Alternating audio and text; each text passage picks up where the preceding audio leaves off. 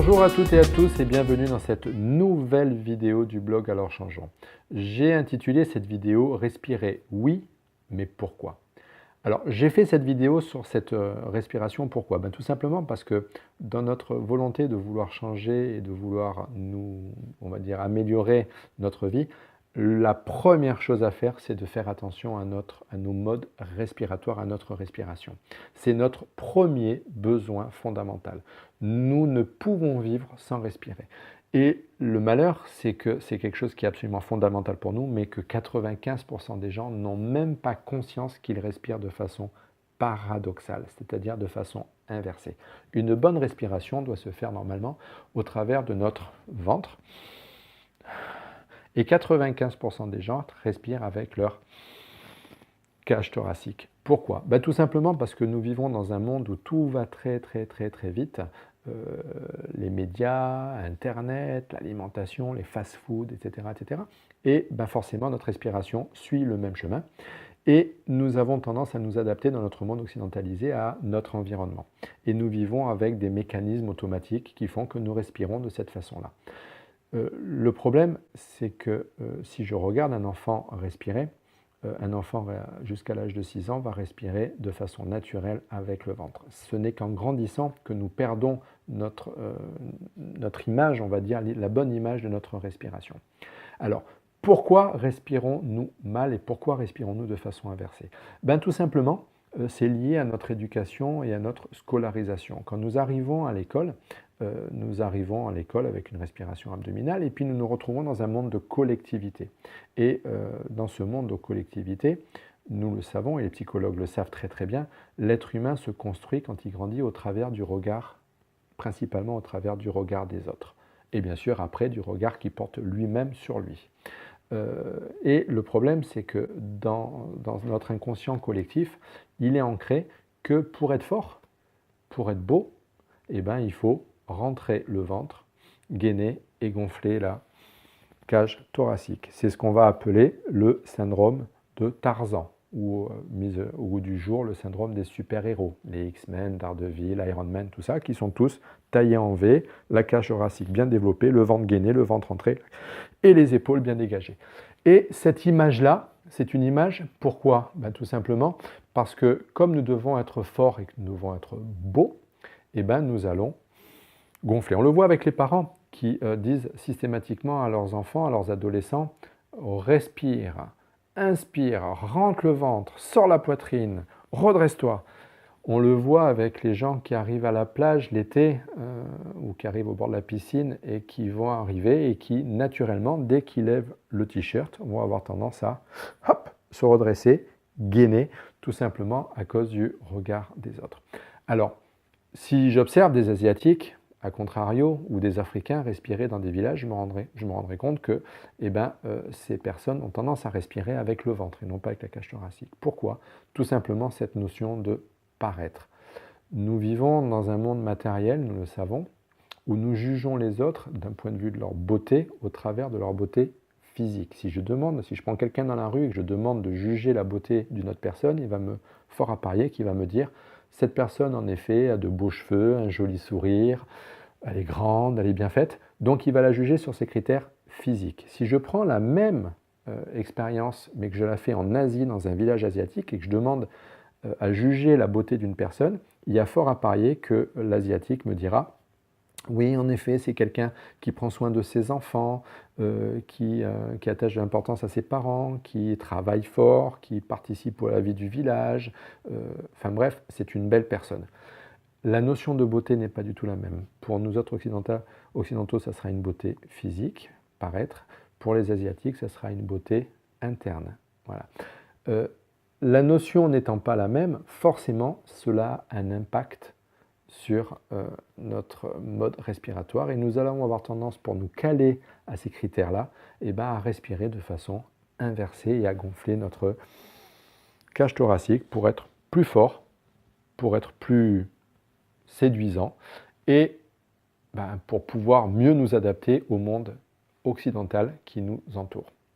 Le problème, c'est qu'en respirant de façon inversée, nous impactons directement notre capacité à pouvoir nous adapter à notre environnement. D'abord, nous amenons moins d'oxygène dans notre corps, c'est-à-dire que nos poumons font rentrer de l'oxygène. Et dès qu'on respire en gainant, on empêche notre diaphragme de descendre, et donc forcément, il y a moins d'oxygène qui pénètre dans nos poumons. Or, l'oxygène, c'est notre carburant, c'est le carburant de nos cellules. Nos cellules ne peuvent pas fonctionner sans oxygène. Ça, c'est le premier point. Un petit peu comme une voiture à qui vous allez fermer l'arrivée au niveau du carburateur. Quand vous allez démarrer, la voiture va s'étouffer. Là, c'est exactement la même chose d'un point de vue physiologique avec nos cellules.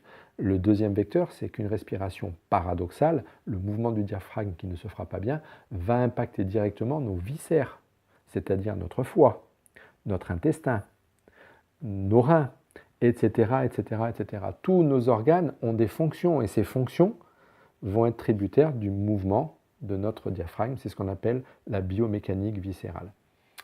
Et forcément, si on ne respire pas bien, on va avoir moins de pompage sur le foie, donc plus de toxines qui vont se mettre dans nos articulations, dans nos muscles, des raideurs, etc. Si on ne respire pas bien, on va avoir un intestin grêle qui va moins bien fonctionner d'un point de vue biomécanique.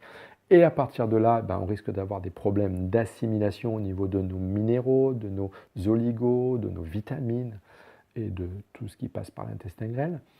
Et bref, on va avoir un impact sur toute notre physiologie. Donc si nous désirons pouvoir changer, si nous désirons pouvoir nous adapter à la vie qui nous entoure et si nous voulons continuer à avancer dans ce changement, avant même de parler émotionnel, avant même de parler d'autres choses, la première chose, le premier besoin fondamental, c'est notre respiration. Apprenons à bien respirer.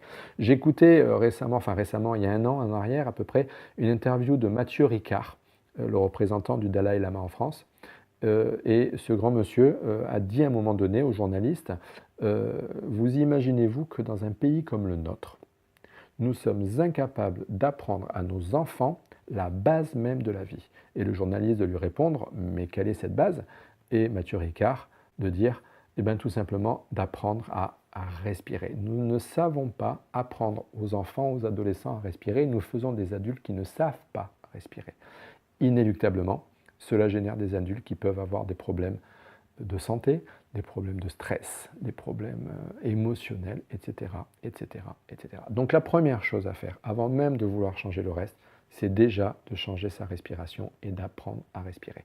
Alors je ferai certainement ultérieurement d'autres vidéos, notamment des vidéos pratiques ou avec des exercices respiratoires pour vous apprendre à respirer.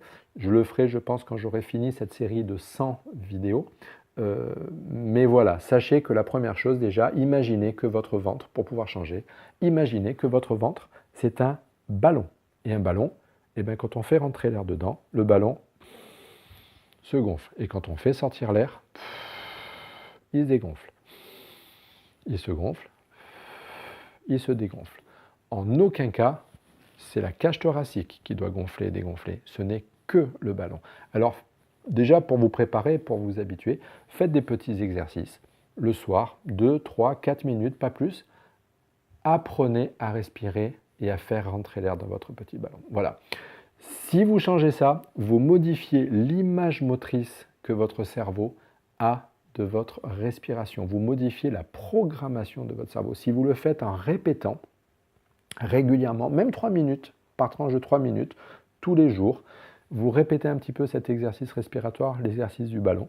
Vous reprogrammez l'image motrice, c'est-à-dire l'image qu'a votre cerveau de la respiration. Le cerveau ne fait que ce qu'il a appris à faire. Si c'est un petit peu comme faire du vélo. Quelqu'un qui ne sait pas faire du vélo, on va lui mettre des petits trous derrière. Dès que le cerveau réapprend, enfin du moins apprend à faire du vélo sans roue, et après il sait faire du vélo sans roue. Pareil pour le tennis. Vous jouez au tennis comme ça, vous ne savez pas jouer au tennis.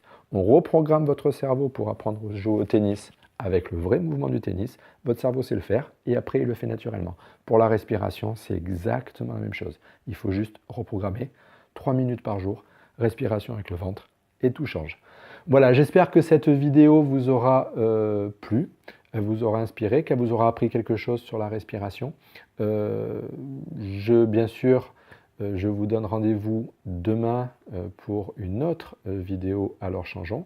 En attendant, n'oubliez pas, si cette vidéo vous a plu, mettez des petits pouces vers le haut, des likes en dessous.